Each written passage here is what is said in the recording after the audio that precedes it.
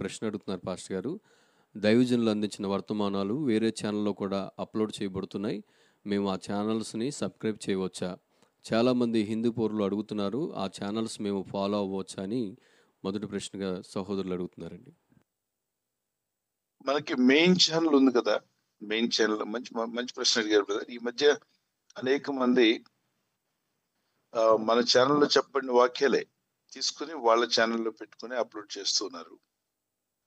అంటే ఛానల్ అందుబాటులో లేదు, వారు చెప్పిన వాక్యం మనకు అందుబాటులో లేదు కాబట్టి ఆ వాక్యాన్ని మేము మా ఛానల్లో పెడుతున్నాము అని అనడానికి అవకాశం ఉంటే ఒకవేళ మనం అది కూడా ఆలోచించవచ్చు.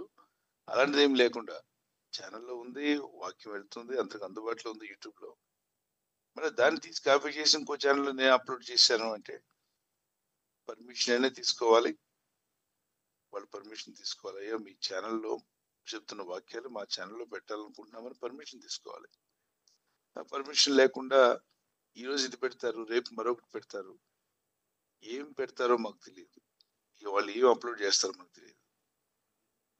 ఇప్పుడు ఒకవేళ ఛానల్ లేకపోతే అనుకోవచ్చు, ఛానల్ ఉంది కదా.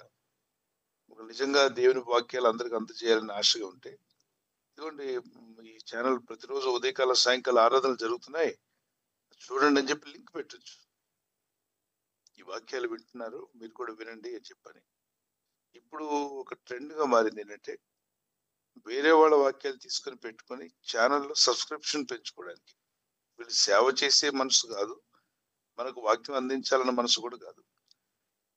వాళ్ళు పెట్టుకున్న కొత్త ఛానల్ సబ్స్క్రిప్షన్ పెరగాలంటే ఏ సేవకుడికి ఎక్కువగా ఫాలోవర్స్ ఉన్నారు ఆ సేవకుడు తీసి పెడతారు. ఎక్కువగా వ్యూవర్స్ ఉంటారు కాబట్టి ఆ వ్యూవర్స్ నెమ్మదిగా డైవర్ట్ అయ్యి మా ఛానల్ కూడా వస్తారని.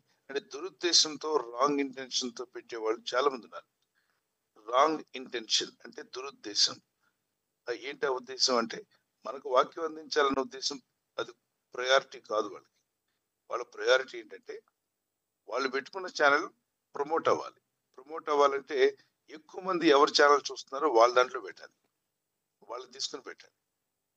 పెట్టినప్పుడు ఏమవుతారంటే కొంతమంది వ్యూవర్స్ కన్ఫ్యూజ్ అయ్యి వస్తారు, మనకి అప్పుడు వ్యూవర్షిప్ దొరుకుతుంది.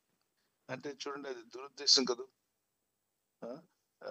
దేవుడిని పరిశుద్ధ లేఖనాల్లో పాత నిబంధనలు అంటాడు, దేవదాసును ఒక దాసునికి ఇచ్చిన కళను మరొకరు దొంగిలిస్తున్నారు, ఒక దాసుని ప్రవక్తకి ఇచ్చిన మాటను, దర్శనమును మరొకరు దొంగిలిస్తున్నారు అంటాడు. అటు పని చేయకూడదు. నీ పొరుగు వాడిని ఆశించొద్దన్నట్టుగా మరి వాక్యమే కదని, వాక్యమే. దాన్ని రాంగ్ ఇంటెన్షన్ చేయొద్దు. ఇంటెన్షన్ ఏంటని దేవుడు చూస్తాడు. దేవుడు మన హృదయ రహస్యాలు ఎరిగిన వాడు కదా. హృదయులు ఏంటి, ఏ ఆలోచనతో పెడుతున్నావు, నిజంగా వాక్యం అందించాలంటే ఈ ఛానలే చెప్పు. ఈ ఛానల్లో దైవజనులు స్టీవెన్ పాల్ గారు లేకపోతే మరొక దాసుడు వాక్యం చెప్పారు, వారి ఛానల్ చూడమని చెప్పండి. ఆ ఛానల్ లింక్ కలపండి, వింటారు, చూస్తారు, బలపరచబడతారు. లేదా నేను ఈ వాక్యాలు మా వాళ్ళందరికీ ఇవ్వాలనుకుంటున్నాను అంటే లింక్ ఫార్వర్డ్ చేయండి, షేర్ చేస్తే వెళ్తుంది అందరికి. మరి అది మంచి ఆలోచనే కదా. నిజంగా వాక్యం అందించాలనుకున్న వారు ఇలా చేస్తారు. లేదు నేను ఒక ఛానల్ పెట్టుకున్నాను, ఆ ఛానల్కి అందరికి వ్యూవర్షిప్ పెరగాలి, సబ్స్క్రిప్షన్ పెరగాలనుకున్నప్పుడు వేరే వాళ్ళని తీసుకొని వాళ్ళ పర్మిషన్ లేకుండానే మన ఛానల్లో పెట్టుకొని అప్లోడ్ చేస్తూ నేను వాక్యమే పెట్టాను. అందుకే ఇప్పుడు కూడా దేవుడు అంతరంగంలో ఏం చూస్తున్నా, మనం ఏం ఆలోచిస్తున్నామో గమనిస్తాడు. బయటకు అందరూ బాగానే ఉంటారు, లోపల ఉద్దేశాలు, ఆలోచనలు దేవుడు గమనిస్తాడు. మన దేవుడు హృదయ రహస్యాలు ఎరిగిన వాడు, మన ఇంటెన్షన్స్ అన్నీ ఆయనకి తెలుసు. ఓకే, దేవుడిని ప్రార్థించండి. మన ఛానల్ లేకపోతే అనుకోవచ్చు, ఉన్నప్పుడు మెయిన్ ఛానలే చూద్దాం, దేవుని వాక్యాలు విందాం, దాన్ని షేర్ చేద్దాం, అందరూ బలపరచబడదాం. ఒకవేళ ఒక సహోదరుడు ఛానల్ పెట్టారంటే తాను వాక్యం దేవుడు ఇచ్చుంటే ఆ వాక్యం చెప్పి ప్రమోట్ చేయండి. ఆయనే వాక్యం చెప్పుకొని ఆ వాక్యాన్ని అందరికి అందజేయండి.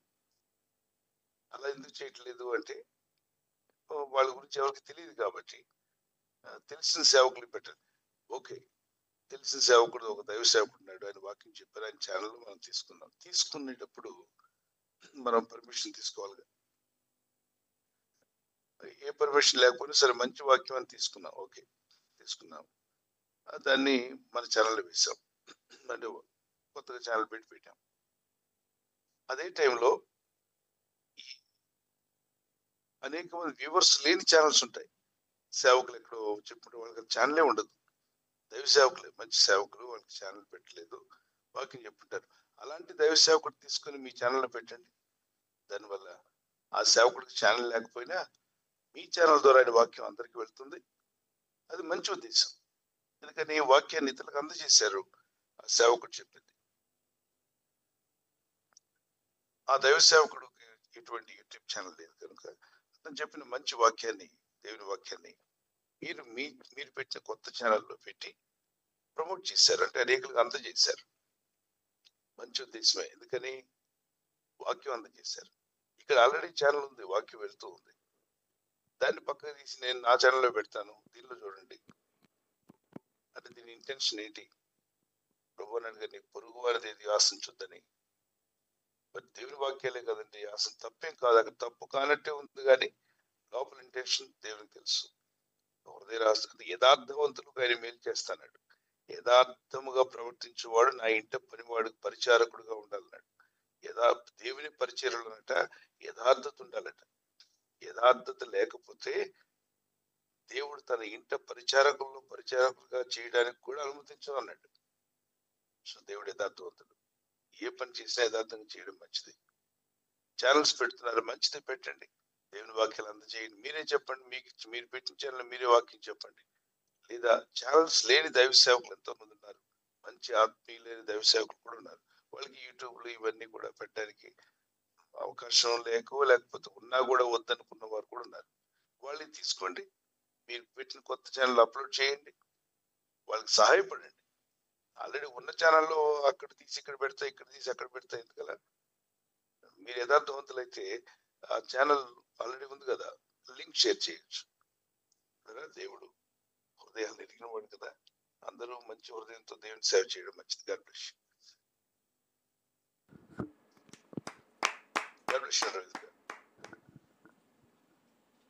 థ్యాంక్ యూ పాస్టర్ గారు. తర్వాత ప్రశ్న పాస్టర్ జోసఫ్ గారు ఈ విధంగా ప్రశ్న అడుగుతున్నారు. పాస్టర్ గారు కర్నూలు నుంచి, ప్రభు వల్ల ఇచ్చేటప్పుడు ఎలాంటి వారికి మనం ఇవ్వాలి? కొంతమంది మరి రక్షింపబడి బాప్టిజం తీసుకుని కూడా కొంతమంది బలహీనలు అవుతున్నారు ఆత్మీయతలో. అదే పాస్టర్ గారు అడిగారు, చూశాను. కొందరు తాగుబోతులు కూడా ఉండొచ్చు, కొందరు సిగరెట్లు తాగే అలవాటు ఉండొచ్చు. వారు కూడా వచ్చి నాకు బల్లి ఇవ్వండి అని అడుగుతున్నారు. ఇవ్వాలా వద్దని ఇక్కడ వ్యక్తిగతముగా ఆడియోలో వస్తుంది.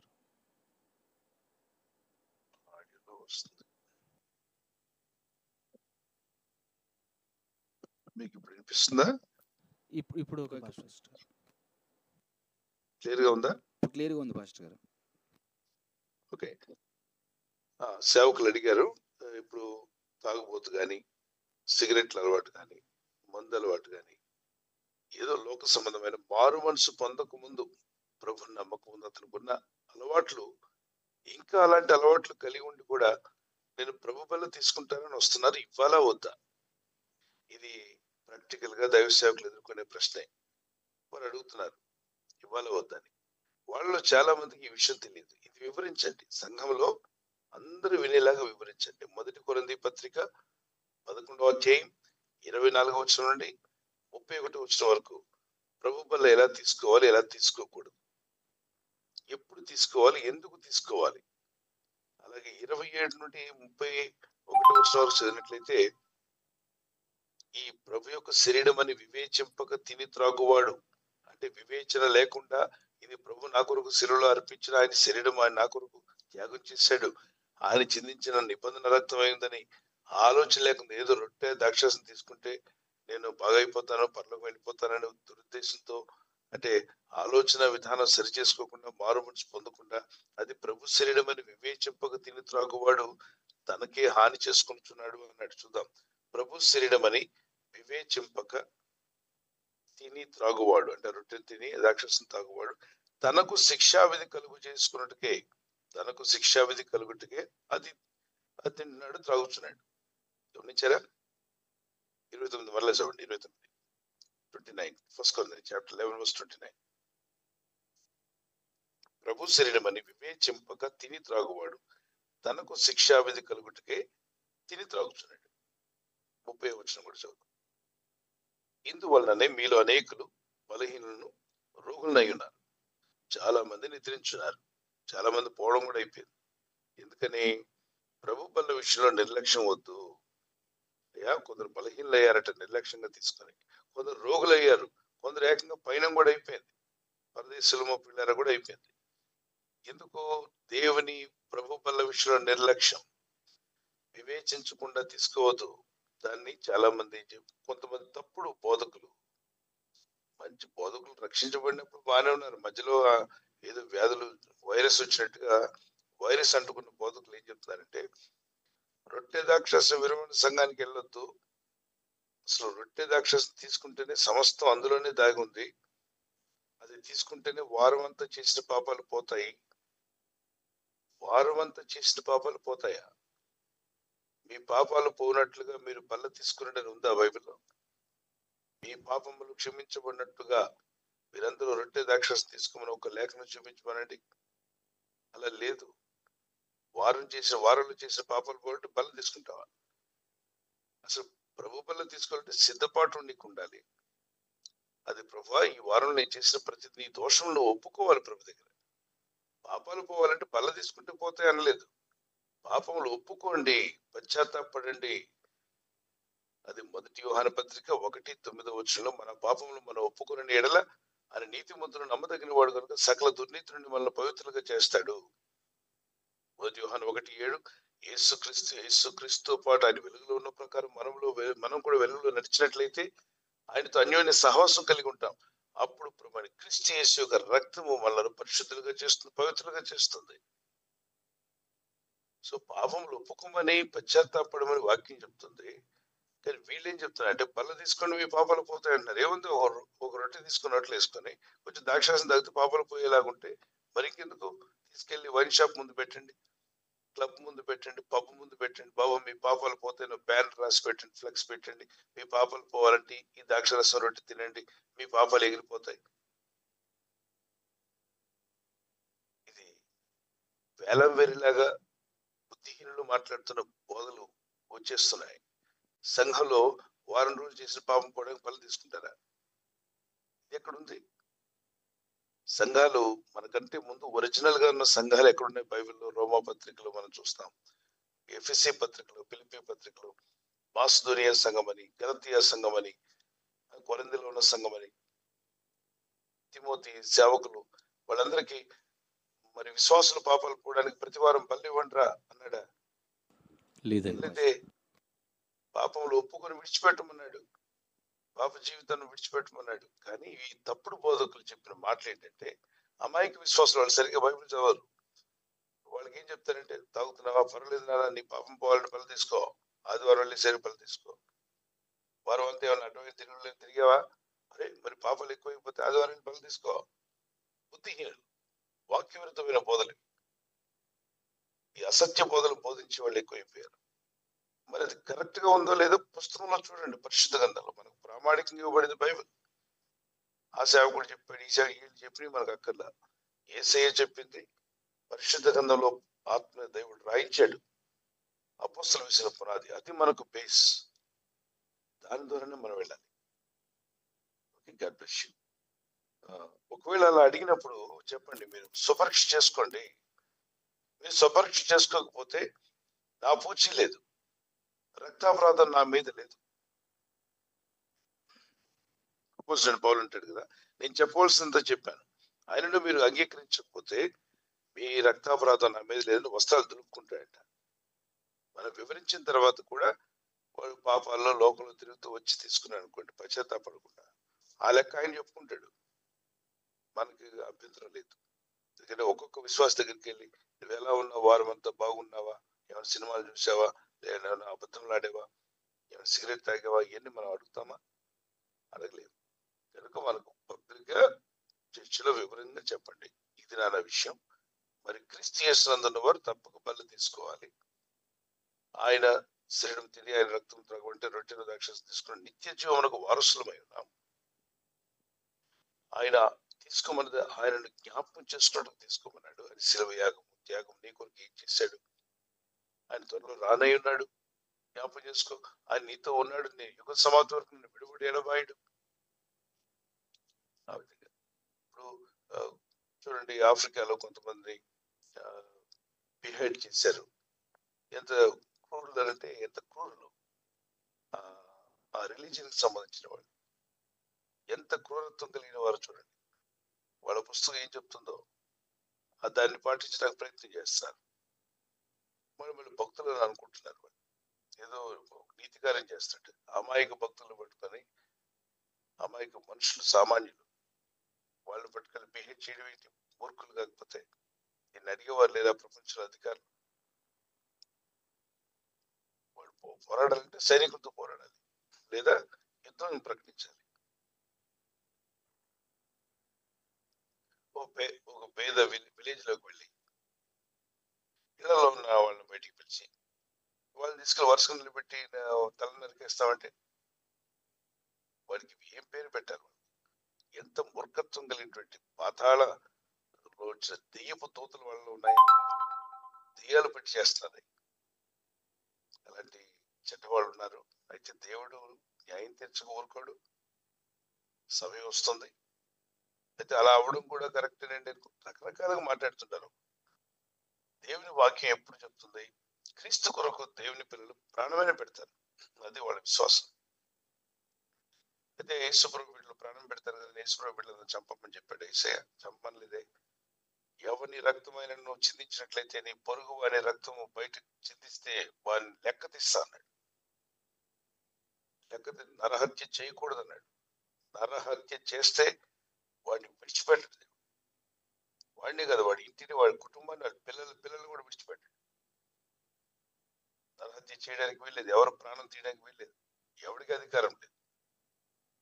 అటువంటి మూర్ఖపు జనాంగం ఈరోజు మతం పేరుతో, కులం పేరుతో, ప్రాంతీయ పేరుతో ప్రజల హృదయాలను, ప్రజల జీవితాలను భయపెట్టేలాగా ఆందోళన గురి చేస్తూ రకరకాలుగా కీడు చేస్తున్నాడు.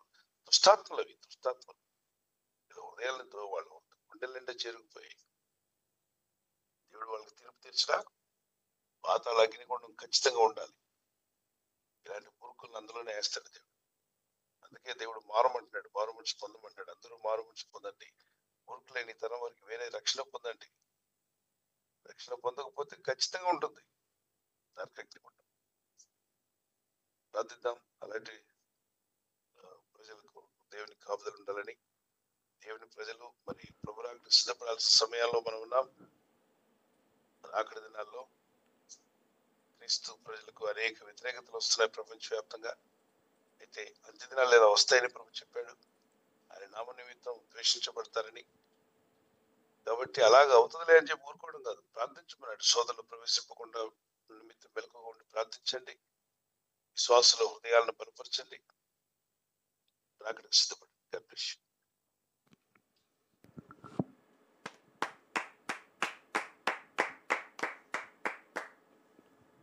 మరొక ప్రశ్న.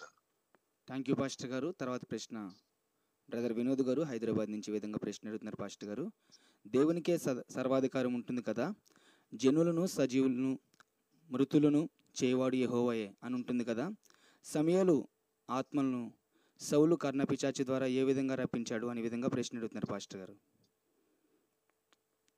ఎన్నో మార్లు దీని గురించి చెప్పారు. హాఫ్ అన్ అవర్ వాకింగ్ కూడా చెప్పాను. పాత నిబంధనలో సమూయేలు అనేటువంటి ప్రవక్త ఎలా వచ్చాడు అని. అప్పుడు పరదేశ భూమి కింద ఉంది. ఇప్పుడు పరదేశ ప్రభు రక్తం కలిసిన తర్వాత భూమి కింద లేదు. ప్రభు దాన్ని చరణగా పట్టుకెళ్ళిపోయాడు. ఓకే, దీన్ని వివరంగా చెప్పారు. అది యూట్యూబ్ లో ఉంది, మీరు వినండి. అది కర్ణపిశాచి ఎట్లా తీసుకొచ్చింది, దానికి ఎట్లా వచ్చింది పర్మిషన్ అనే విషయాలు. చనిపోయిన వారు తిరిగి వచ్చే అవకాశం ఉందా, వివరంగా చెప్పాను. మీరు వినండి. కోడ్ మీరు యూట్యూబ్ ఛానల్ మీరు టైప్ చేసి, మన ఛానల్లో కోడ్ 3076 అని మీరు టైప్ చేసిన, అది కోడ్ టైప్ చేస్తే మీకు టైటిల్ వచ్చేస్తుందా? వస్తుంది పాస్టర్ గారు. కోడ్ టైప్ చేయండి, ఛానల్లో మీకు యొక్క టైటిల్ వస్తుంది. మీరు అలాగే అరేంజ్ చేసి పెట్టండి. ఎవరైనా జస్ట్ కోడ్ నెంబర్ కొట్టినట్టు రావాలి ఛానల్లో. ఓకే పాస్టర్ గారు అండి. సార్ ఆడియో కొంచెం ఇంకా ప్రశ్న అడుగుతున్నారు పాస్టర్ గారు. సహోదరికి వివాహం 8 సంవత్సరాలు అవుతుంది, గర్భఫలం పొందుకోలేదు. అయితే వైద్యం తీసుకుంటున్నాము. ఈ సమయంలో నేను ఏ వాక్యాలు చదవాలి, ఏ వాగ్దానాలతో ప్రార్థన చేయాలని సహోదరి ప్రశ్న అడుగుతున్నారండి. వాగ్దానాలు, వాక్యాలు మీకు పరిశుద్ధ గ్రంథంలో స్పష్టంగా మీకు కనిపిస్తాయి. నేను వాటిని స్క్రీన్ మీద పెడతానమ్మా, వాటిని మీరు తీసుకోండి, వాటిని ధ్యానించండి. ప్రస్తుతానికి 91 కీర్తన చదవండి, యెషయా 53, 4-5 వచనాలు చదవండి, మరి నిర్గమకాండం 15-26 వచనం, అలాగే లేఖనాల్లో కొన్ని వచనాలు మీకు స్క్రీన్ లో పెడతారు, వాటిని తీసుకుంటారు. Next question. Thank you pastor గారు. 118 కీర్తన 17 వచనం, అలాగే మిగిలిన వచనాలు కూడా యెషయా గ్రంథం 53:5 వచనం, యెషయా 53:4 వచనం చదవండి, ప్రార్థించండి, విశ్వసించండి, దేవుని వాక్యాలు పలకండి. May God heal.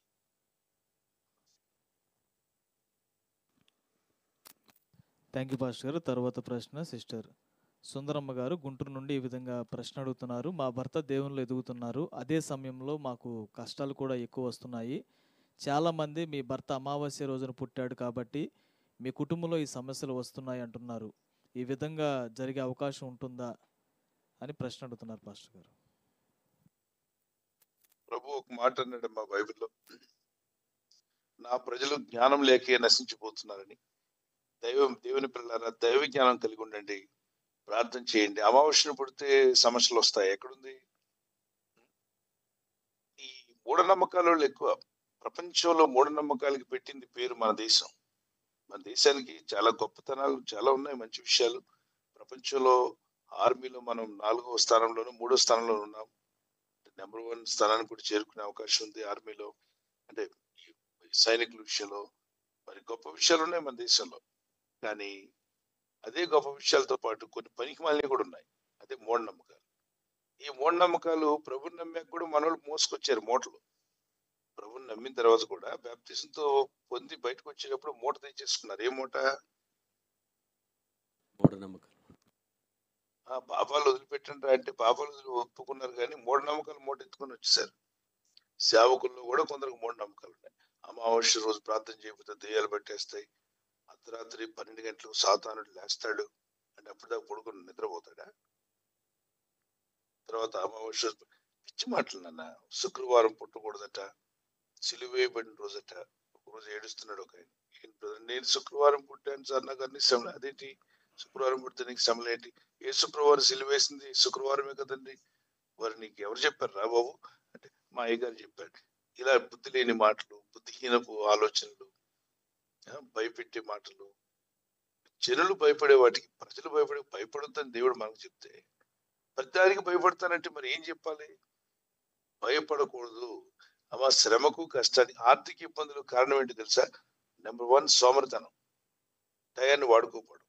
నెంబర్ 2 రెండవది ఆ సమయ సందర్భానుసారంగా మనం అడుగులు వేయకపోవడం, అనాలోచితంగా మాట్లాడటం, అనాలోచితంగా ఖర్చులు పెట్టడం, వెనక ముందు ఆలోచించకుండా జాగ్రత్త చేసుకోకపోవడం. మూడవదిగా వచ్చిందంతా ఖర్చు పెట్టేయడం, ఏది వచ్చినా మొత్తం ఖర్చు పెట్టి అవతల పడేయడం, దొరికినప్పుడు అప్పులు తీసేసుకోవడం, మళ్ళీ అప్పులు తీర్చలేకపోవడం. మనకి ఎంత వస్తుంది, మనం ఎంత సంపాదించగలుగుతాం? బైబిల్ ఏం చెప్తుంది? ఏ కష్టం చేసినా లాభం కలదన్నాడు. ఏ కష్టం చేసినా లాభం కలదంటే ఏంటి అర్థం? ఏదైనా కష్టం, మంచి విషయాలు కష్టపడితే పోషించబడతారు. నేను చూసాను, టీ షాప్ పెట్టుకొని పోషించబడిన కుటుంబాలు ఉన్నాయి.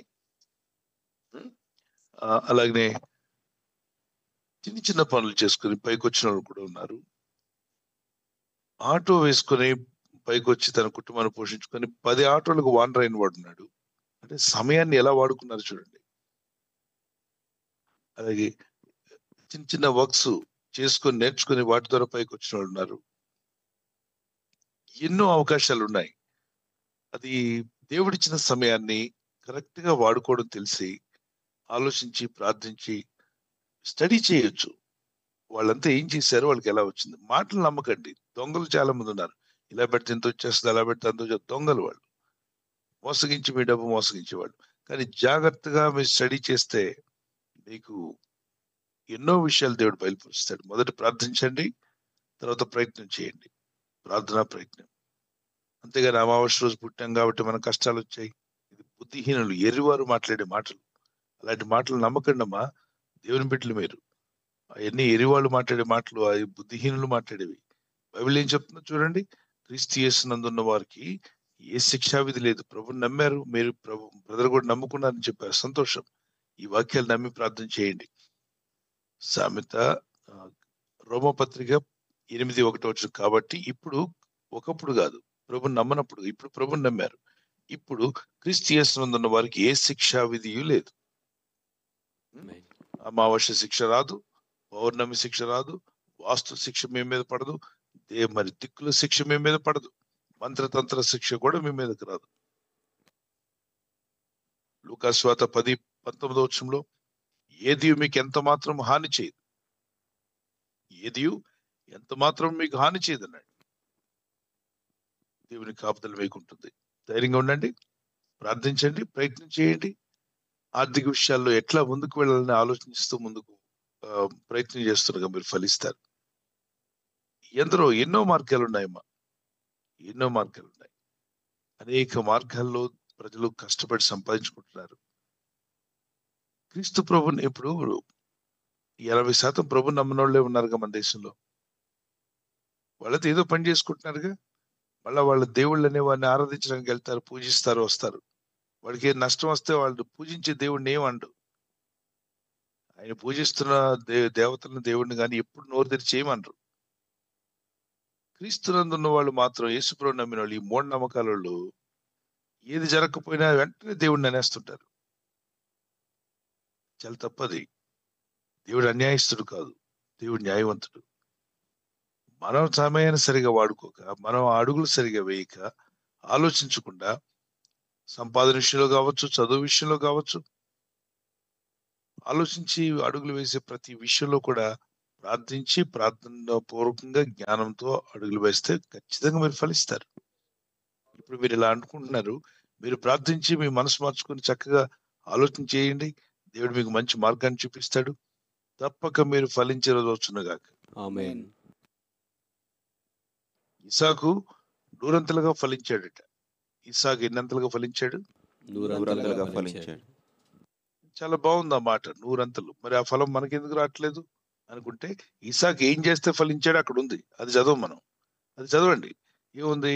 26:12-13 అతడు ఆ దేశంలో నివసిస్తూ పొలమును దున్ని విత్తనము నాటి అతడు ఫలించాడు. ఇసాకు ఆ దేశమందున్న వాడై విత్తనము వేసి, అంటే పొలాన్ని దున్నాలి, నేలను సాగు చేసి, రాళ్ళు, రప్ప, ముళ్ళ పొదలు, గచ్చ పొదలని తీయాలి, ఏదో పని చేసిన తర్వాత విత్తనం వేశాడు. ఆ సంవత్సరము 100 ఫలం పొందాను. యెహోవా అతన్ని ఆశీర్వదించను. దేవుడు గనుక అతడు గొప్పవాడాయను. నేను అడుగుతాను, దేవుడు అతన్ని ఆశీర్వదించాడా లేదా? ఆశీర్వదించాడు. ఎప్పుడు ఆశీర్వదించాడు అది చెప్పండి. విత్తనం వేసినప్పుడు. విత్తనం వేయకుండా ఇంట్లో కూర్చుంటే ఆశీర్వదిస్తాడా? లేదండి. మనము ప్రతి విషయంలో కూడా దేవుని దగ్గర ప్రార్థించి పనులకు వెళ్ళాలి. ప్రభువా, నేను పనికి వెళ్తున్నాను, నాకు నీ సహాయం కావాలి, నీ దూతల సహాయం కావాలయ్యా, మేము ఫలించేలా సహాయం చేయండి. 100 60 30 ఈ వాక్య విషయంలో ఆత్మీయంగా మేము ఫలించాలి, భౌతికంగా పనుల్లో కూడా మేము ఫలించాలి. మా కష్టార్జితాన్ని మాకు స్థిరపరచమని ప్రార్థించండి. ప్రభు మిమ్మల్ని బలపరిచి స్థిరపరచును గాక. ఆమేన్.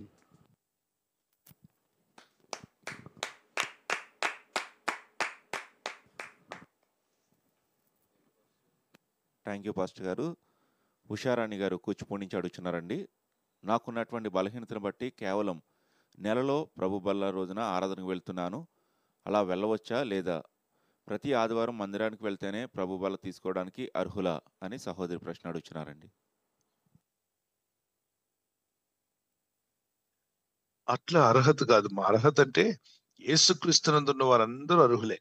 ప్రభువుని నమ్ముకున్న ప్రతి బిడ్డ క్రీస్తునందున్న వారందరూ అర్హులే. మనోళ్ళు కొంతమంది దాన్ని అంటే వాళ్ళు చెప్పిన మాట ఉద్దేశం వెనక మాట ఏంటో అర్థం చేసుకో. వాళ్ళు చెప్పిన మాట వెనక ఉద్దేశం ఉంటుంది. ఏమనంటే, ఇలా చెప్తే ప్రతి ఆదివారం చర్చికి వస్తారు కదా, లేకపోతే రారని, 4 వారాలు వస్తేనే బలం తీసుకోవాలి మీరు, లేకపోతే దేవుడు బలం ఫలించదు. ఇవన్నీ వాళ్ళ చర్చికి మీరు రావాలన్న ఉద్దేశంతో చెప్తున్నారంతే. క్రీస్తునందు ఉన్నవారు ఎక్కడున్నా, ఎప్పుడున్నా, ఏ దేశంలో ఉన్నా మీరు బల్ల తీసుకుంటూ అర్హులే. ఓకే, మిమ్మల్ని మీరు పరీక్షించుకొని తీసుకురావచ్చు. తర్వాత ఆరాధనలకు వెళ్ళడానికి మనకు సమయం ఉన్నప్పుడు వెళ్ళండి. ఆదివారం ఆరాధనలో పాల్గొనండి, ప్రార్థించండి, దేవుని గణపరచండి. మరికొంతమంది నువ్వు ఏ దేశంలో ఉన్నా మన చర్చిలో బాప్తిజం పొందావు కాబట్టి ఆదివారం ఆరాధనకి ఎక్కడికి రావాలి? మన చర్చికే రావాలి. అంటే వేరే రాష్ట్రంలో ఉన్నా వచ్చేయాలంతే. బెంగళూరులో ఉంటే రావాల్సిందే, వెనక్కి ఫ్లైట్ వేసుకుని రావాలి. వాడి జీతం అంతా ఎక్కడ ఇవ్వాలి? ఫ్లైట్లకి ఇచ్చేయాలి. మన ఆదివారం మన దగ్గర కనబడటానికి వాడు ముంబై నుండి ఫ్లైట్ వేసుకుని వస్తే సంపాదించేది ఎంత? 4 వారాలు ఫ్లైట్లో 2 and 4 తిరిగితే ఆ జీతం అంతా ఫ్లైట్లకి వెళ్ళిపోతుంది కదా. మంచి ఆత్మీయమైన నాయకులు, దైవ సేవకులు ఏం చెప్తారంటే, నాయనా నువ్వు దూర ప్రాంతంలో ఉన్నావు, నీకు వీలు పడట్లేదు రావడానికి, కనుక నీ కొరకు మేము ప్రార్థిస్తాం. నువ్వు అక్కడ దగ్గరలో ఆత్మీయమైన సంఘం, ప్రార్థన, వాక్యము, పరిశుద్ధాత్మను నమ్మడం, దేవుని కార్యాలు నమ్ముతూ మంచిగా దేవుని వాక్యాన్ని ఉన్నదన్నట్టుగా బోధించేటువంటి వాక్యాలు ఉంటాయి. వాక్య బోధలు ఉన్నట్లయితే ఆ సంఘానికి వెళ్ళి ప్రభుని ఆరాధించు, ప్రభుని గనపరచు, వాక్యోపదేశం విను. అక్కడ అది కూడా లేదు అని నాకు తెలిస్తే అల్లరి చేస్తున్నారు, వేలలేస్తున్నారు, కేకలేస్తున్నారు, ఎగిరి గంతులు వేస్తున్నారు, మ్యూజిక్లు వాయిస్తూ గంటల తరబడి నిలబడుతున్నారు అంటే అలాంటి దగ్గర ఆగి లైవ్ లో వాక్యం వినడానికి ప్రయత్నించాయి. నీ ఆత్మకు కావాల్సిన ఆహారం అది, వాక్యాహారం. డైరెక్ట్ గా చర్చి హాల్లో కూర్చున్నా నువ్వు వినేది వాక్యమే, లైవ్ లో కూర్చున్నా నువ్వు వినేది వాక్యమే. వాక్యం వినండి, ప్రార్థన చేయండి. అవకాశం ఉంటే ఖచ్చితంగా ప్రతి ఆదివారం ప్రొఫెషన్లో కనబడడానికి ప్రయత్నం చేయండి. God bless you. ఒకవేళ 4 వారాలు 3 వారాలు వారు అటెండ్ కాలేకపోయారు, దూర ప్రాంతంలో ఉండిపోయారు, అక్కడ చర్చ్ లేదు, కానీ ప్రభులో ఉన్నారు, బైబిల్ చదువుకున్నారు, ప్రార్థన చేశారు. ఆదివారం వచ్చింది, బళ్ళకి వెళ్తే నువ్వు 3 వారాలు రాలేదు కాబట్టి నీకు బల్ల ఇవ్వము. ఇదంతా మనుషుల పద్ధతులమ్మా. మార్క్స్ వార్త 7:7 మనుషులు పెట్టిన పద్ధతులు దైవోపదేశములని బోధిస్తూ వ్యర్థముగా ఆరాధిస్తారు. కాబట్టి అర్థం చేసుకోండి, సంఘంలో కొన్ని పద్ధతులు పెట్టుకుంటారు, కొన్ని క్రమాలని పెట్టుకుంటారు. దానికి లోబడకపోతే వాళ్ళు ఏదో ఒకటి విమర్శించవచ్చు. ఆ విమర్శను మీరు వాక్యంగా తీసుకోవద్దు. అక్కడ మీరు అటెండ్ అవ్వాలని ఆలోచిస్తూ వాళ్ళు పెట్టారు, అలా చెప్తున్నారే కానీ అది దైవవాక్య కమాండ్మెంట్ కాదు. అయితే ఆ దినం సమీపించే కొలది ప్రభు అక్కడ రాబోతుంది కనుక సమాజంగా కూడుకోవడం మానొద్దన్నాడు. హెబ్రీ పత్రిక 10:22. God bless you.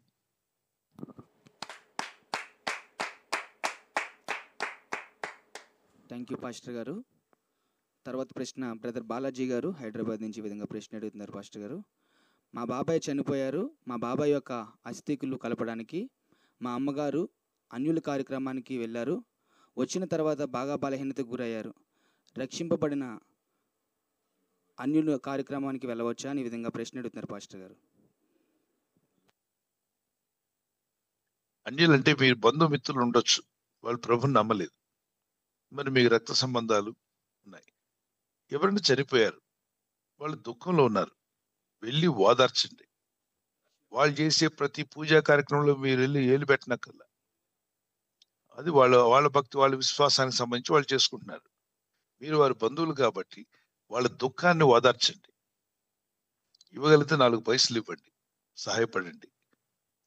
ఒక పెళ్లి జరిగింది, పెళ్లి జరుగుతుంది అన్యుల మధ్యలో, బంధువులు రమ్మని పిలిచారు, మీ బంధువులు, వాళ్ళ రక్త సంబంధులు, వెళ్ళొద్దు, వెళ్ళకూడదు, ఏం లేదు, వెళ్ళండి, వెళ్ళి మీకు గిఫ్ట్ ఇవ్వండి. అందరికంటే ముందు వెళ్ళండి, గిఫ్ట్ ఇవ్వండి. లేదా అందరూ అయిపోయిన తర్వాతనే వెళ్ళండి, గిఫ్ట్ ఇవ్వండి, శుభాలు పలకండి, ప్రే చేసి వచ్చేసేయండి. ఒకరు చనిపోయారు, వాళ్ళు దుఃఖంలో ఉన్నారు, మీ బంధువులు అవుతారు, వెళ్ళండి, వాళ్ళని ఓదార్చండి, వచ్చేసేయండి. వాళ్ళు చేసే ఆ పూజా కార్యక్రమాలు, దానికి సంబంధించిన పిండాకుడు, వాటిలో ఏలు పెట్టాల్సిన అవసరం లేదు. అవి కూడా నేను మొయ్యాలి, అవి కూడా నేను చేయాలి. అంతగా నీకు ఆసక్తి ఉంటే వాళ్ళకి అవి ఖర్చు ఏమైనా పెట్టు, టెంట్ వేయొచ్చు బయట, అటన్నీ నేను చూసుకుంటాను. అక్కడికి వచ్చిన వాళ్ళకి టీలు ఇవ్వాల్సి ఉంటుంది, ఆ టీలు నేనే హోటల్లో ఆర్డర్ ఇచ్చి పెట్టిస్తాను. మీరు దుఃఖంలో ఉన్నారు కదా, బంధువులు అనేక మంది వచ్చారు, వాళ్ళంతా మరి సాయంకాలం వరకు ఉంటారు, ఆహారం లేదు కాబట్టి నేను హోటల్ నుండి ఆర్డర్ చేసి పెడతాను. బంధువులు అంటారు, వాళ్ళు ప్రభుని నమ్ముకున్న ప్రేమ గల హృదయం అండి, వాళ్ళు మా కార్యక్రమాలు, పూజా కార్యక్రమాల్లోకి రాకపోయినా మా ఆచారాల్లోకి రాకపోయినా వారు చక్కని ప్రభు ప్రేమను చూపించారు. మేము దుఃఖంలో బాధలో ఉన్నప్పుడు మాకు కావాల్సినటువంటి అన్ని ఏర్పాట్లు చూసుకున్నారు వాళ్ళు. దీనివల్ల దేవునికి మహిమ వస్తుంది కదా, దేవుని ప్రేమ తెలుసుకుంటారు కదా, అది గ్రహించండి అన్నాను కదా అని చెప్పి ఇక అక్కడికి వెళ్ళిపోయి వాళ్ళు గుడిలోకి వెళ్తే మీరు కూడా గుడిలోకి వెళ్ళడం, వాళ్ళు ఎముకలు తీసుకెళ్తే మీరు కూడా కాశీకి వెళ్తే మీరు కూడా కాశీకి వెళ్ళి అక్కడ వాళ్ళు ఏట్లో మునిగితే మీరు కూడా మునగాలి. అలా చేయడం వల్ల వాళ్ళ ఉద్దేశం ఏంటంటే వాళ్ళ మత గ్రంథం ప్రకారంగా అలా చేయడం వల్ల పుణ్యం అని అనుకుంటున్నారు. అది వాళ్ళు చేస్తున్నారు. వాళ్ళ నాయకులు వాళ్ళకి అలా బోధించారు, గురువులు కాబట్టి. మనకు దేవుని వాక్యం ఆల్రెడీ చెప్తుంది, నీటిలో మునగడం వల్ల పాపాలు పోవు, పాలతో కడుక్కుంటే పాపాలు పోవు. మరి పాపం పోవాలంటే పరిశుద్ధుని యొక్క రక్తం యేసుక్రీస్తునందు విశ్వాసం ఉంచితే తప్ప రక్షణ కలగదని ఉంది. కనుక మీరు కలిగిన రక్షణ కాపాడుకోండి. ఒకవేళ పొరపాటున తెలుసు తెలియక ఆవేశంలో వాళ్ళ మొహమాటానికి మీరు ఏం చేసింటే దేవుని దగ్గర క్షమించమని అడగండి. మారు మనసు పొంది ప్రభులో ముందుకు సాగండి. కొందరు ఏమంటారంటే వాళ్ళు పొరపాటున అలా చేశారు కాబట్టి ఇంకెప్పుడు రావద్దు, చర్చిలోకి రానివ్వకండి, వెలివేయండి, వాళ్ళని అసలు రానివ్వద్దు. ఇవి కూడా మళ్ళీ నేరో మైండెడ్, ఈ 5వ తరగతి పిల్లల్లాగా బుర్ర తక్కువ మనుషులు చాలా మంది ఉన్నారు. అయ్యా, ప్రతి ఒక్కరిని ఎలగొట్టడానికి లేవు, మనం అందరినీ ప్రభులోకి రప్పించడానికి ఉన్నాం. దారి తప్పుతున్న వాడిని దారిలోకి తీసుకురండి. అగ్నిలో పడిపోయిన వాడిని కూడా బయటికి లాగమన్నాడు ప్రభు. ఎంతసేపు ఎవరిని నిలగొడదామని చూడొద్దు. వాళ్ళ పొరపాట్లు ఎత్తి చూపించి వాళ్ళని ఎలగొట్టద్దు, వాళ్ళని సరి చేయడానికి ప్రయత్నం చేయండి. సత్యంలోకి నడిపించండి, సర్వసత్యంలోకి పరిశుద్ధాత్మ నడిపించును గాక. ఆమేన్. ఇది రిలేటెడ్గా సహోదరి పద్మజ గారు కొత్తపేట నుంచి ఈ విధంగా ప్రశ్న అడుగుతున్నారు. పాస్టర్ గారు, మేము ఇంకా అన్యులుగానే ఉన్నాము. ఒక సహోదరి నన్ను బాప్టిజం తీసుకోమని ప్రేరేపిస్తున్నారు. ఒకవేళ నేను బాప్టిజం తీసుకుంటే అన్యులు చేసే కార్యక్రమాలకు వెళ్ళవచ్చా లేదని సహోదరి ప్రశ్న అడుగుతున్నారు. ఫస్ట్ ఆఫ్ ఆల్, ఎవరో ప్రేరేపించబట్టి మీరు బాప్టిజం తీసుకోకూడదమ్మా. ఒక సహోదరి ప్రేరేపిస్తున్నారు కాబట్టి తీసుకునవద్దు, మీరు అలా తీసుకోవద్దు. మీరు బాప్టిజం ఎందుకు తీసుకోవాలో మీరు నేర్చుకోండి, తెలుసుకోండి. మీ ఆత్మకు రక్షణ కావాలా వద్దా? మీ ఆత్మలకు రక్షణ కొరకు ప్రభు చెప్పిన మాటల్లో సువార్తను నమ్మి బాప్టిజం పొందేవాడు రక్షించబడునని రాయబడింది.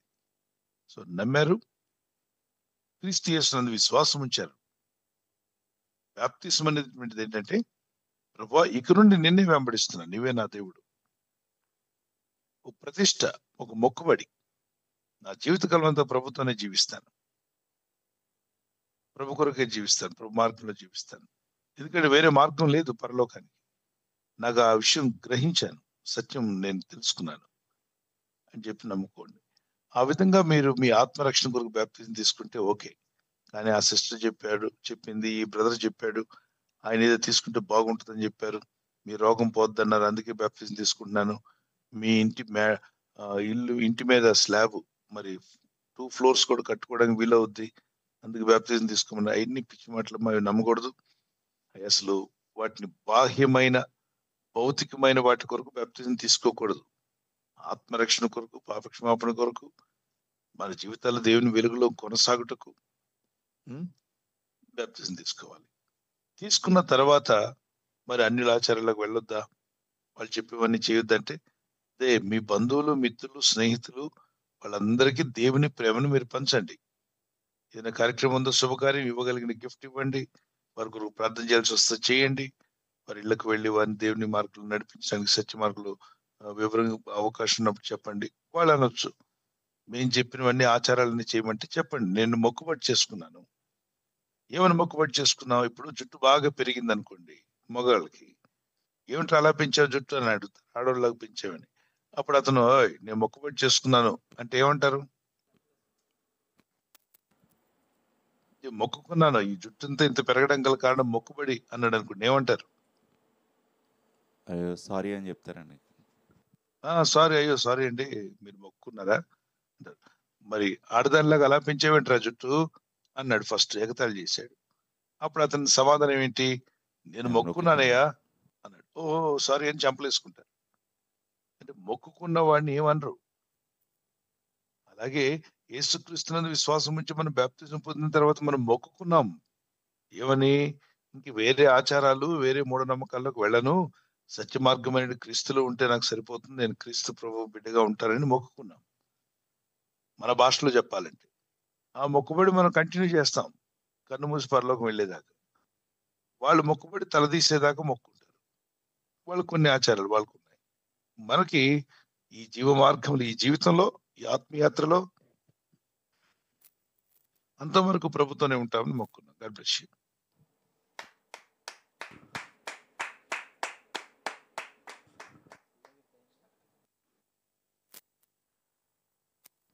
థ్యాంక్ యూ పాస్టర్ గారు. తర్వాత ప్రశ్న సిస్టర్ ప్రమీల గారు విశాఖపట్నం నుండి ప్రశ్న అడుగుతున్నారు. కొన్ని గవర్నమెంట్ జాబ్ కొరకు ప్రయత్నాలు చేస్తుండగా రిలీజియన్ విషయంలో క్రిస్టియన్ అని చెప్తే దానిలో మా క్యాస్ట్ కనిపించడం లేదు, అన్య మతస్థులు అని చెప్తేనే ఉద్యోగానికి అర్హులు అన్నట్లు చూపిస్తుంది. ఇలాంటి సమయంలో నేను ఏ విధంగా ముందుకు వెళ్ళాలి అని ప్రశ్న అడుగుతున్నారండి. ఏంటి మళ్ళొకసారి చెప్పండి. గవర్నమెంట్ జాబ్ కొరకు ప్రయత్నం చేస్తుండగా సహోదరి రిలీజియన్ విషయంలో వచ్చేసరికి క్రిస్టియన్ అని చెప్తే ఆ క్యాస్ట్ సర్టిఫికేట్లో ఆ విధంగా ఉంది, అన్య మతస్థులు అని చెప్తేనే మీకు ఉద్యోగానికి అర్హులవుతారు అని అంటున్నారంట పాస్టర్ గారు. ఆ విషయంలో సహోదరి ఏ విధంగా ముందుకెళ్లాలో అడుగుతున్నారు.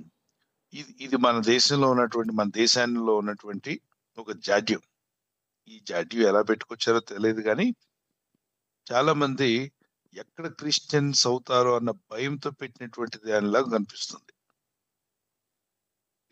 మన మన రాజ్యాంగంలోనే ఉంది ఏమని, నీకు నచ్చిన దేవుడిని నమ్ముకో అని. నీకు నచ్చిన దేవుడిని నమ్ముకోవచ్చు, నీకు నచ్చిన విశ్వాసంలోకి నువ్వు వెళ్ళొచ్చు అని ఉంది. మరి వెళ్ళొచ్చు కదా.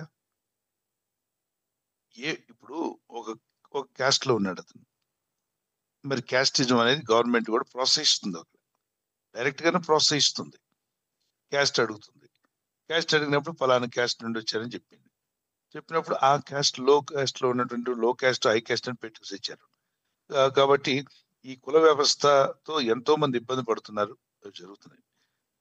పేదలైన వాడికి వాడి పరిస్థితి తెలుసుకొని వాడికి సహకరించేలాగా చేస్తుంటే చాలా బాగుండేది. సరే, మొత్తానికి ఏదో జరిగిపోయింది. ఇప్పుడు ఆ క్యాస్ట్ లో ఉన్న వాళ్ళు మరి జాబ్ పొందాలంటే యేసుప్రభుని నమ్మితే రాదంటే జాబ్. మరి ఏ దేవుడిని నమ్మొచ్చని ఉందిగా. యేసుప్రభుని నమ్మగానే అతనికి ఇల్లు వచ్చేస్తుందా? భౌతికమైనటువంటి సోషల్ పరంగా అతను బ్రతుకు మారిపోయిందా? అతని విశ్వాసం అది. విశ్వాసానికి నువ్వు జాబ్కి లింక్ ఏంటి? నువ్వు ఎవరినైనా నమ్మొచ్చు, నీ హృదయంలో ఎవరినైనా ఆరాధన చేయొచ్చు. అలా కాదు, నువ్వు యేసుప్రభుని నమ్మకుండా ఉంటేనే నీకు జాబ్ ఇస్తాము, లేకపోతే ఇవ్వము. ఒకవేళ యేసుప్రభుని నమ్మితే ఓసీ గాను మరొక వ్యక్తిగా మారిపోతాడంట. అట్లా మాత్రం విశ్వాసం నమ్మగానే కులం మారిపోతుందా? కులం పెట్టిందే మీరు, వాళ్ళ కులం పెట్టా జంప్ అయిపోతాయా? ప్రభుని నమ్మగానే జంప్ అవుతా కులం? అట్లా అవుతుంది. మరి దాంతోనే వెళ్తుంది. అటువంటివన్నీ ఎన్నో సుప్రీంకోర్టులో చాలా మంది వాదిస్తున్నారు. దాని పరంగా దేవుడు న్యాయం చేయాలని ప్రార్థన చేయండి, అందరూ ప్రార్థన చేద్దాం. అమ్మా, ఈ జాడ్యం ఉంది కాబట్టి మీరు ఆత్మ వివేకంతో, ప్రార్థనతో, జ్ఞానంతో మీరు అడుగులు వేయండి. ఓకే. ఒకప్పుడు మీరు బ్యాక్గ్రౌండ్ ప్రభుని నమ్మని వాళ్ళే కదా, నమ్మకుండా ఉన్నారు. మరి అదే క్యాస్ట్ బ్యాక్గ్రౌండ్ నుండి వాళ్ళకి జాబ్ వచ్చింది, తీసుకున్నారు. తర్వాత ప్రభు అయిన యేసుక్రీస్తునందు విశ్వాసం ఉంచారు. చెప్పుకోవచ్చు, నేను ఇలా ప్రభుని నమ్ముకున్నా అని చెప్పని. రాజ్యాంగంలో చట్టాన్ని చూపించవచ్చు. I believe. ఇప్పుడు కొందరు బుద్ధిజంలో ఉన్నారు, కొందరు సిక్కిజంలో ఉన్నారు, మరి కొంతమంది హైందవులుగా ఉన్నారు. రకరకాల రిలీజన్స్ ఉన్నాయి. విశ్వాసం వేరు, ఉద్యోగం వేరు. మీరు ఏ ఉద్యోగం చేయొచ్చు, కానీ మీ విశ్వాసం దేవుని యందు ఉండొచ్చు. God bless you. దానికి పరలోకంలో ఉన్న ప్రభు అయిన దేవుడు ఏమి, నువ్వు పాపివి, నువ్వు నరకానికి పోతావని ఏమి అనడమ్మా. కంగారు పడొద్దు, ప్రార్థన చేసుకోండి, మీకు ఇచ్చిన జాబులు చేసుకోండి. మీరు జాబ్ చేస్తున్నారు, మీకు వాళ్ళ జీతం ఎవరు నమ్మినందుకు ఇవ్వట్లా, జాబ్ చేసినందుకు ఇస్తున్నారు. జాబ్ చేసినందుకు ఇస్తున్నారు. మీరు జాబ్ చేయకపోతే అడగమని చెప్పండి. మీకు జాబ్ ఇస్తే ఇచ్చిన పని చేయకపోతే అడగమని చెప్పండి. అది. God bless you.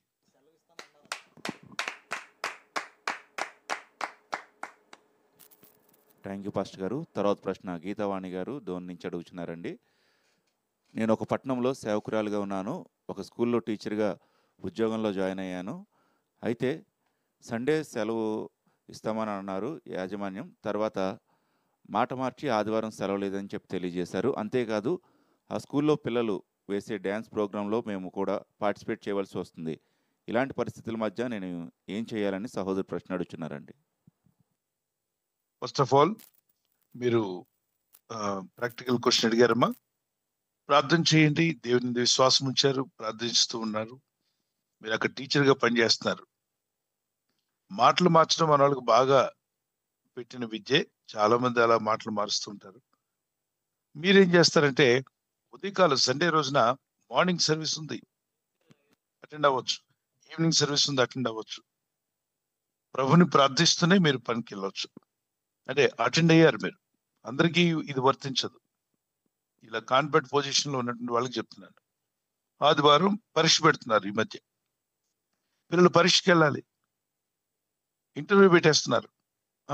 వెళ్ళకుండానే ఉండాలి, వెళ్తే అదైపోతుంది ఇదైపోతుందని చాలా మంది చెప్తూ ఉంటారు. కనుక నేనేం చెప్తానంటే ఆదివారం సాయంకాల ఆరాధనలో అటెండ్ అవ్వండి, లేదా ఉదయకాల వేకువజామున ఆరాధనలో అటెండ్ అవ్వండి. తర్వాత అది ఇక పర్టికులర్ గా అవని పరిస్థితి అంటే వెళ్ళి ఆ పని ముగించుకొని వచ్చేసేయండి. బైబిల్ చదువుకోండి, ప్రార్థన చేసుకోండి, దేవుని దగ్గర మొదలుపెట్టండి. ఇస్లామిక్ కంట్రీస్ లో అంటే గల్ఫ్ కంట్రీస్ లో ఒకప్పుడు శుక్రవారమే ఉండేది. ఆదివారం అందరూ పని చేయాలి. ఆ శుక్రవారం నడిపించే సేవకులందరూ ఆదివారం పనికి వెళ్తారు. అక్కడ పని ఉద్యోగం చేస్తేనే పాస్టర్ గా కానీ చాలా మంది పాస్టర్లు ఉద్యోగం చేస్తున్నారు. వాళ్ళందరూ ఆదివారం అన్ని రకాల పనులు, వాళ్ళు చెప్పిన అన్ని పనుల్లో ఉద్యోగం చేస్తారు. శుక్రవారం రోజున గ్యాదర్ అయి ప్రార్థన చేస్తారు. ఒకప్పుడు అలాగే ఉండేది. సో మీరు గుర్తుపెట్టుకోవాలి, ప్రభునందు ఉన్నామా లేదా అది చాలా ప్రాముఖ్యమైనది. ప్రతిదినం మనం ఆరాధన చేయొచ్చు. అయితే ఆదివారం రోజున ప్రభు పునరుద్ధరణ తిరిగి ఇచ్చాడు, సెలబ్రేషన్. ప్రభుని జనపరచండి, దేవుని మహిమపరచండి. తర్వాత డ్యాన్స్ వేయకపోతే ఊరుకుంటున్నారు. మీరు చెప్పండి, నేను టీచింగ్ చేయడానికి వచ్చాను, డ్యాన్స్ చేయడానికి రాలేదని చెప్పండి. కొన్నిసార్లు నో అండ్ నేర్చుకోవాలంటే దెర్ ఇస్ అ బుక్. ఒక అతను బుక్కే రాశాడు దాని మీద. నో అండ్ నేర్చుకుంటే అనేక విషయాలు మనం తప్పించుకోగలమట. మొహమాటానికి వెళ్ళకూడదు. అవునండి, నేను వాటిలో పార్టిసిపేట్ చేయను. చదువు చెప్పే, విద్య చెప్పే విషయంలో, పిల్లలకి బుద్ధి నేర్పే విషయంలో, పాఠాలు నేర్పించే విషయంలో I'm ready. Anything you can demand me, I will teach them. But these things I cannot. Sorry. ఏమన్నా అనుకునేవాడిని, అదేంటి దేవుడు ఇంతకన్నా బెటర్ జాబ్ దేవుడు మీకు ఇచ్చిన గాక. ఇచ్చిన జాబ్ లో మీరు కూడా ధైర్యంగా వెళ్ళండి. వాళ్ళు మీ యొక్క రియాలిటీ గుర్తిస్తే ఓకే చెప్తారు. God bless you.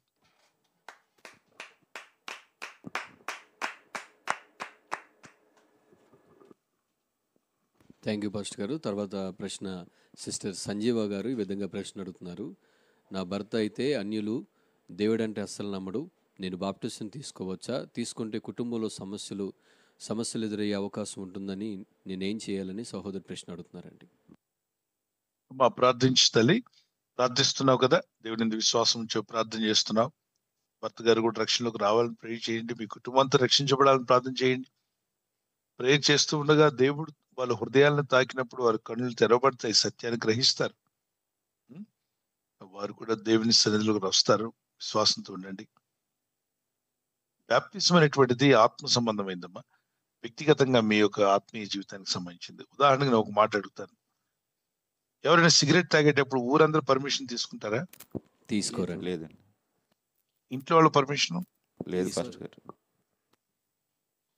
వాళ్ళకి నచ్చిన సినిమా చూసేటప్పుడు ఇంట్లో పెదనాన్న, చిన్నాన్న, అమ్మ, భార్య, భర్త అందరూ పర్మిషన్ తీసుకుని సినిమా చూస్తారా?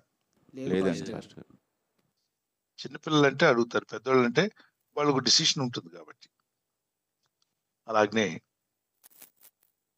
ఈ భౌతికమైన విషయాల్లోనే కొన్ని ఎవరి పర్మిషన్ లేకుండా మనం చేస్తాం. మనం గాలి పీల్చుకునేటప్పుడు పర్మిషన్ తీసుకుంటామా? తీసుకోవాలి. పర్మిషన్ ఇవ్వకపోయినా తీసుకుంటాం, గాలి పీల్చుకుంటాం. అలాగనే ఆత్మరక్షణ కూడా మీ యొక్క ఆత్మకు సంబంధించింది. అది ఊరందరూ పర్మిషన్, ఇంట్లో వాళ్ళందరూ పర్మిషన్ ఉంటేనే తీసుకోవాలని ఏం లేదు. మీ ఆత్మకు సంబంధించింది. అది మీకు ఇంటికి కీడు చేయట్లేదు. మీరు ఇంట్లో ఎవరికి కీడు చేయట్లా. మీ ఆత్మకు సంబంధించింది మీరు తీసుకున్నారు. బాప్టిజం తీసుకున్నారు, నేను తీసుకున్నానని ఊరంతా ఇంట్లో అందరికి ప్రకటించాల్సిన అవసరం కూడా లేదు. ఓకే, మీ ఆత్మ సంబంధమైంది అది. అది కూడా మీరు ప్రార్థించి అలాంటి వాతావరణం కలిగినప్పుడే తీసుకోండి. పరిశుద్ధాత్ముడు మీకు అటువంటి వాతావరణం కలుగు చేస్తాడు. ఓకే, కొందరంటారు అలా కాదు, ఇప్పుడే తీసేసుకోవాలి, లేకపోతే నీకు అదే బెదిరింపు మాటలకు అస్సలు లోపడద్దు, అలా బెదిరించకూడదు, ప్రలోభ పెట్టకూడదు. విశ్వాసం ఉంచారు, ప్రార్థించండి, నమ్మి బాప్తిజం పొందుకోవడానికి ప్రభు మంచి సమయాన్ని కలుగు చేయమని ప్రార్థించి నేడే రక్షించమన్నాడు ప్రభు. విశ్వాసంతో ముందుకు వెళ్ళండి, ధైర్యంగా ఉండండి. God bless you.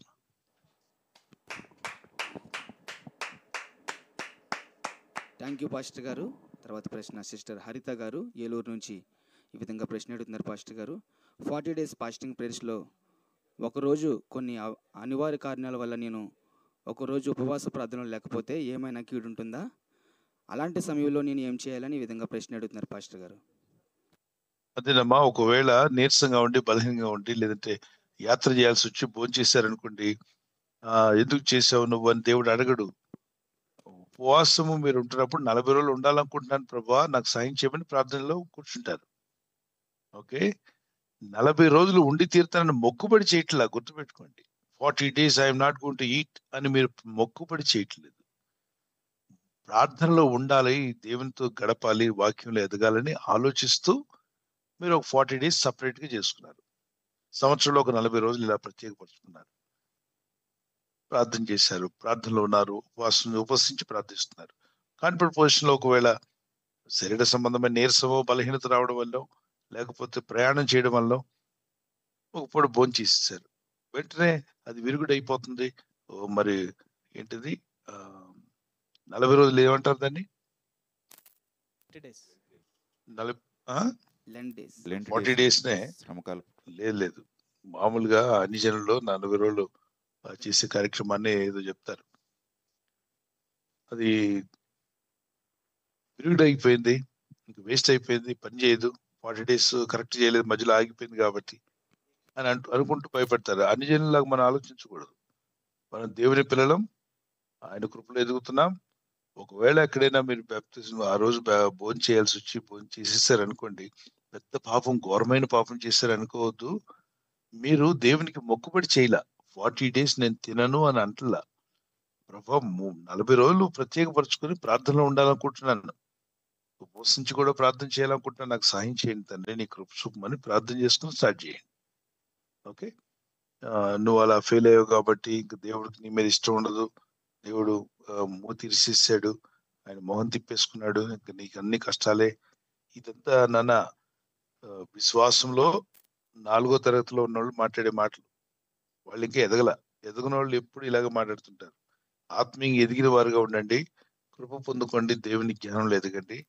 దేవుడు ప్రేమమయుడు అని చెప్పి ఆయనతో మనం ఆటలాడకూడదు, కానీ ఆయన చిత్తానికి లోబడేవారుగా, ఆయన మహింపరిచే వరకు మనం ఉండాలి. God bless you.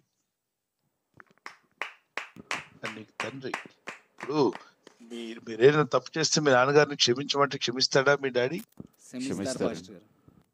మరి తండ్రి బిడ్డల మధ్యలో బంధం ఇది. పరలోక దేవుడు ఎవరంటే మన తండ్రి, ఆయన పిల్లలు. కావాలని పిల్లలు ఎవరు తప్పు చేయరు, పొరపాటున జరిగితే తండ్రిని క్షమించమని అడుగుతారు. అది. థ్యాంక్ యూ పాస్టర్ గారు.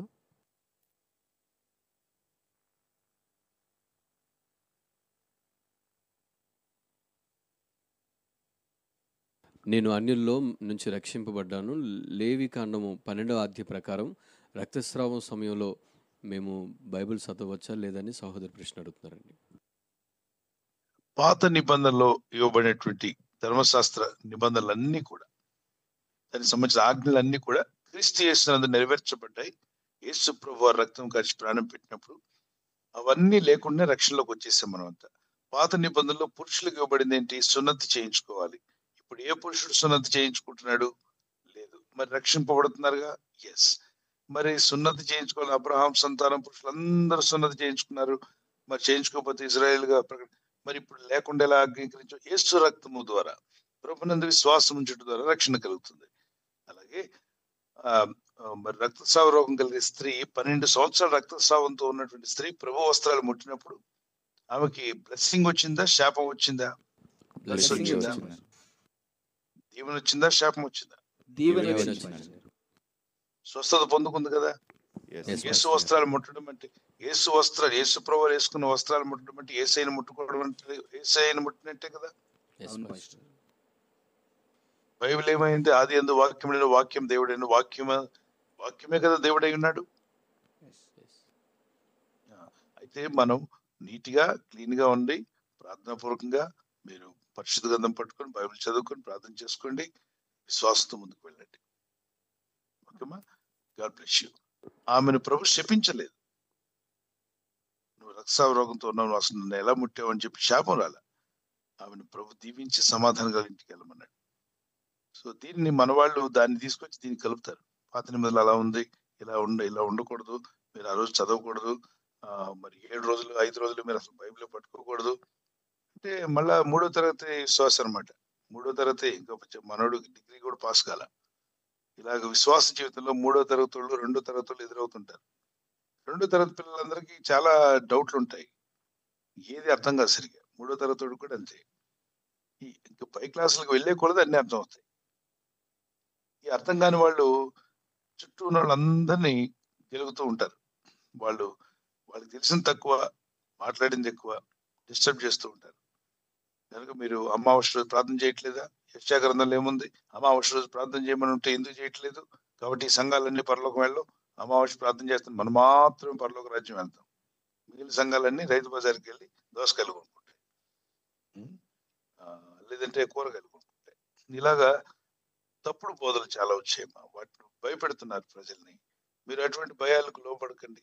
క్రీస్తునందు విశ్వాసం ఉంచారు, మీరు దేవుని బిడ్డలు అయిపోయారు. ఇప్పుడు మీ ఇంట్లో ఉన్నారు, కుమార్తెలు అన్నప్పుడు వాళ్ళకి నెలవారీ ప్రాబ్లం వచ్చినప్పుడు ఇంట్లో నిలబడతాడా డాడీ? లేదు పాస్టర్. లేదండి. మీరు ఇంట్లోనే ఒకది ఉంటారు. అలాగే మన పరలోక తండ్రి బిడ్డలం. అది భౌతిక దేహంలో జరుగుతున్న మార్పులు, వాటిని పెట్టింది కూడా దేవుడే. కనుక ఆ ఋతుక్రమాలు అవన్నీ కూడా మానవులు పెట్టుకోలేదు, దేవుడు పెట్టింది కనుక దేవుడు అంగీకరించాడు. అర్థం చేసుకోండి, విశ్వాసంతో ముందుకు వెళ్ళండి. God bless you.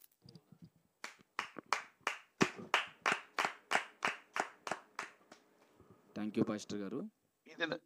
ఈ దినం ప్రార్థనలో 4 గంటల నుండి ఇప్పటి వరకు 20,050 మంది కుటుంబాలు ప్రార్థనలో పాల్గొన్నారు. 20,050